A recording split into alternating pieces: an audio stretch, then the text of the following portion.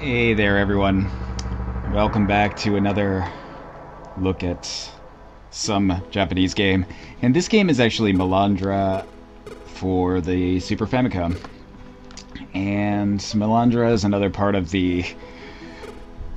No, I'm not gonna do... Probably not gonna do roguelikes, console roguelikes video. But I figure I'll show the games I was gonna talk about in the video anyway, so... We'll just do it this way where I can just randomly talk about other stuff and also play the game. So, let's see, okay. I've made a new character in this game to, that's all set up so I can just kind of go. I've already, this is a roguelike, but it's kind of different than your standard roguelike in that if you die, you're dead. There's no, like, go back to level 1, start over. It's like, you're just dead. So that's bad. So and also you always have a person with you. You don't necessarily have to, except you'll probably die almost immediately if you don't. But you can see here are some heroes frozen here, and up in the right hand corner there's hearts. I have 0 right now because I summoned the Amazon. But you can summon more than one person if you have enough hearts, and these characters are all different types, so you can balance your party and, you know, travel through the dungeon. So this dungeon, we're going to the top floor. We're not going down. So we're trying to climb this tower to fight the evil boss here, Shylock. His name is Shylock, and so he feels my heart power. That's what he's saying, basically. But you can see we've come into the dungeon and the floor will disappear. So we've got nothing. Ooh. Okay. 6 experience for killing that thing, sweet. And I think I have items equipped. I should. Oh, I just unequipped it. Okay, I've got my items equipped. I also have a bow and arrow that I can use. I'll use the bow. So yeah, oh, it didn't break. Damn it. Okay, so you have to just, it plays like any other roguelike in that, you know, I'm just running through the dungeon here, trying not to die. But in this case, if I die, which usually happens, because the stages are random. If you die, you're dead. So it's the kind of thing where you have to be extra careful. You can save though. You can't, it doesn't save automatically, but if you find I want to say it's like a fountain, you can save. There we go. There's a way to actually control the other party members, but, ooh, heart.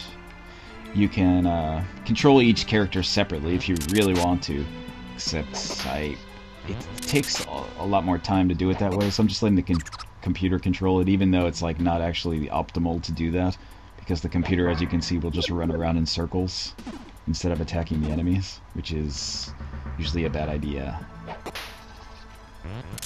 If you start attacking, the computer will come and help you, but usually they don't attack by themselves all that often. Sometimes they will, like that, for example. Puppets. So these little guys here that look like tiny Final Fantasy characters are puppets, and they steal your stuff. Basically, they're a pain. Oh, see, they stole all my money, so they can't steal anything more.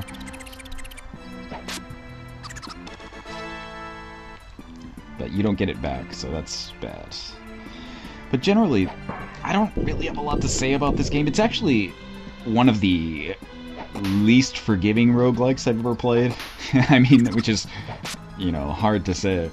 Because, you know, usually in a roguelike, if you die, you're just done. You lose all your stuff and you go back to the beginning. But this one, it's like 1 dungeon and 50 floors, and if you die, it's not even like you go back. You're just done, which is painful.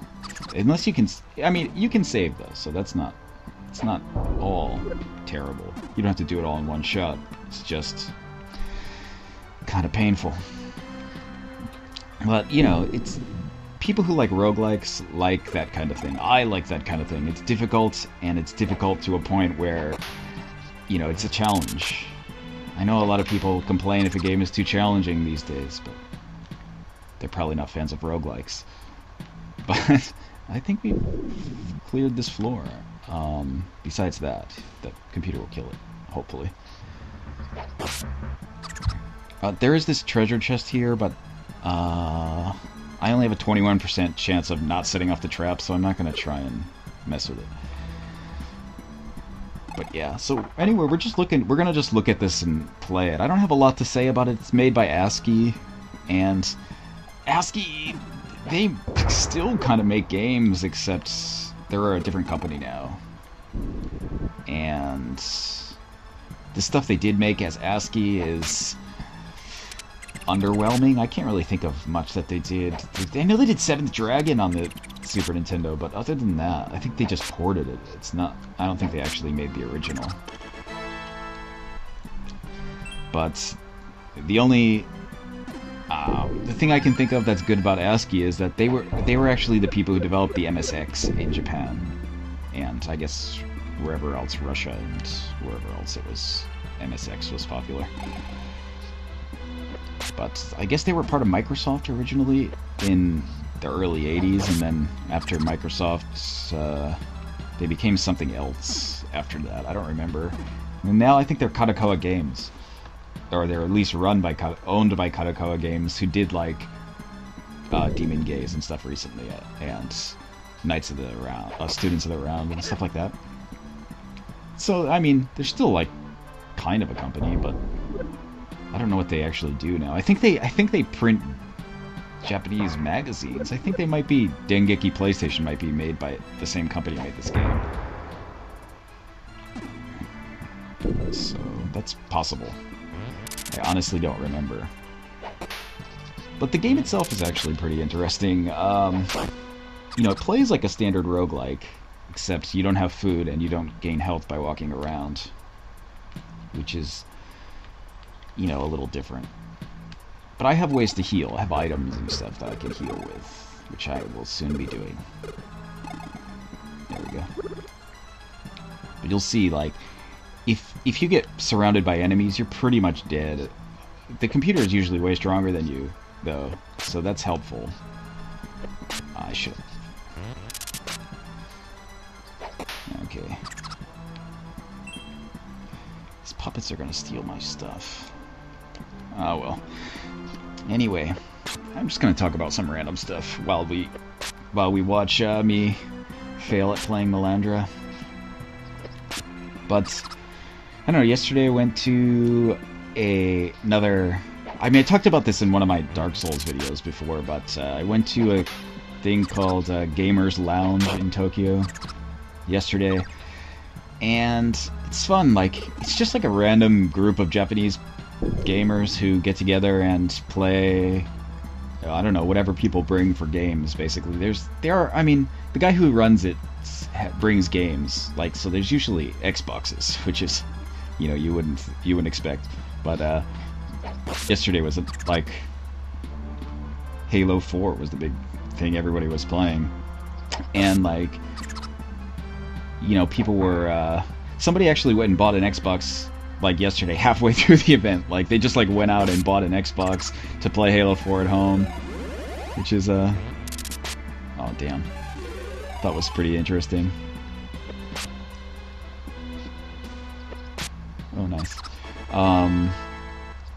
But yeah, that event is pretty cool because people usually bring a lot of stuff too. So there's a lot of handheld gaming going on, so you can play some handhelds with people. And I got to play a bit of Soul Sacrifice with some other people in person, which is cool. We played like a Battle Tetris or whatever, Tetris on the 3DS, which was also fun. If you get like 4 people playing Tetris in a room against each other, it's a lot of fun. A lot more fun than I had thought it would have been. It's just like the kind of thing where like everybody knows the rules already, and you know, everybody likes Tetris. So, you know, did that.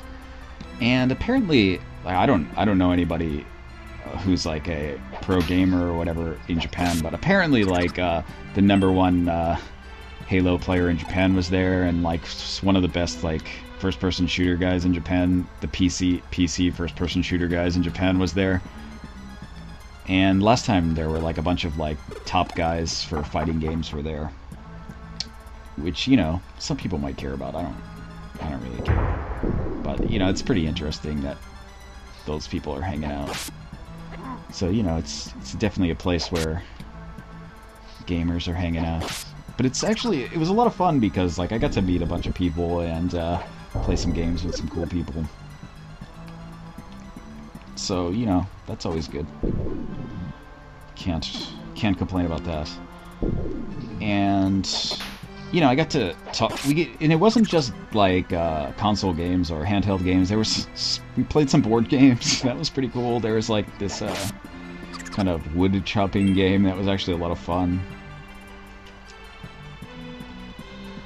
Oh, nice.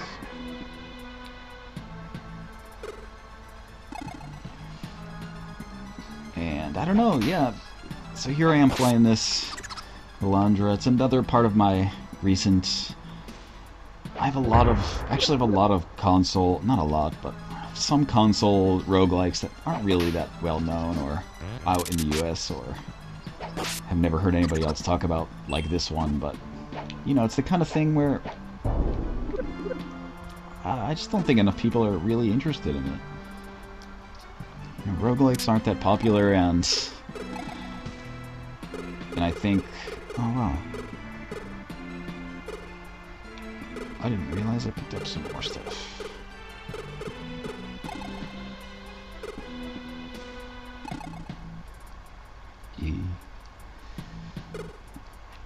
And I don't know, but yeah, some people actually did express, last time when I mentioned that I wasn't going to do a video, some people did actually express interest in some roguelikes that they wanted to see, so I figured I'll just do more this way. And if people like what the game looks like, then, you know, feel free to pick it up or look into it. This one is not an expensive game. I heard it's rare. Someone was saying that it was rare, but it might be rare. That's possible, but it's not expensive. I think I bought this game complete in the box with the manual, and the baggie is still in place for like 350 yen or something. Something cheap like that. Oh, nice.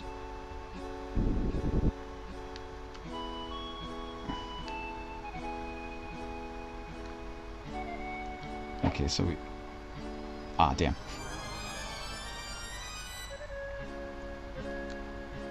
Okay. So we finished a part of the...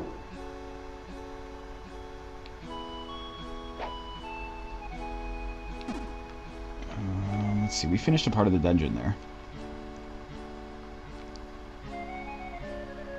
So he's saying, like, we stopped here and just returned through the gate, and you can go buy stuff and get a new friend maybe, or whatever.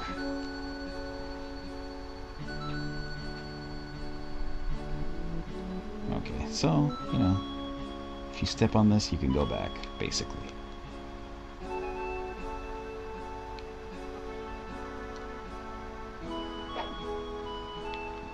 Wait, what? Okay.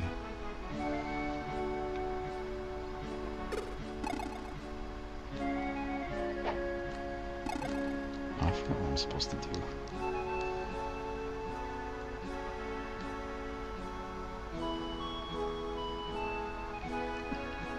Talk to him again.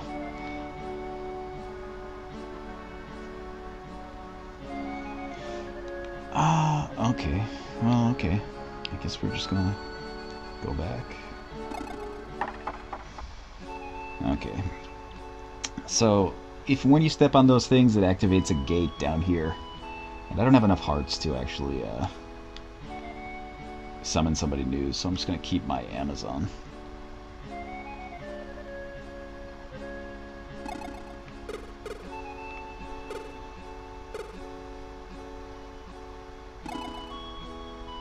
Yeah. Okay, so I have a lot of stuff I'm gonna sell, but generally this is how the game plays. I don't know if I'll continue.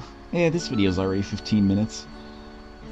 But that gives you a kind of taste of how this game plays. It's just like a normal roguelike. The playstyle is, at least.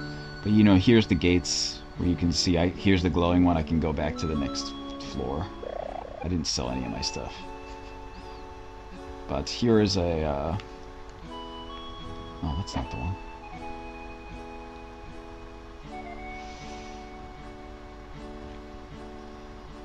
Oh, weird.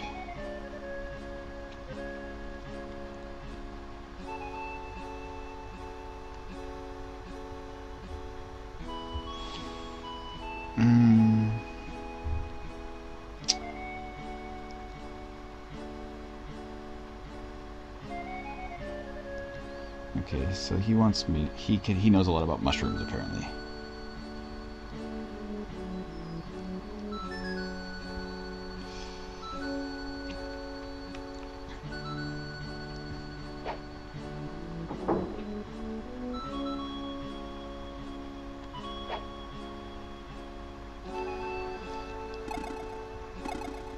Okay, well, apparently by throwing mushrooms you can make more grow and stuff like that. There's actually a lot of stuff you can do in this game, actually, where like, oh, there you go, where you can, like, roll barrels on top of enemies and stuff like that.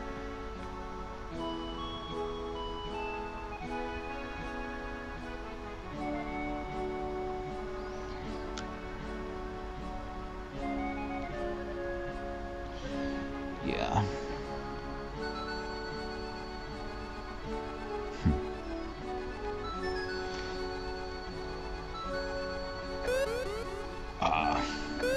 Yeah, I gotta sell some stuff. But anyway, I'll probably just end this. It's gonna be way too long because I haven't died and the stages are pretty long. And anyway, this is Milandra. It's actually I mean, I didn't really show you that much, but it's pretty interesting roguelike in that it's not exactly the same as like a lot of other types. So you get kind of a variety in this one. You have the it's a lot more based on how you build a party and how you build like your character and the items you get.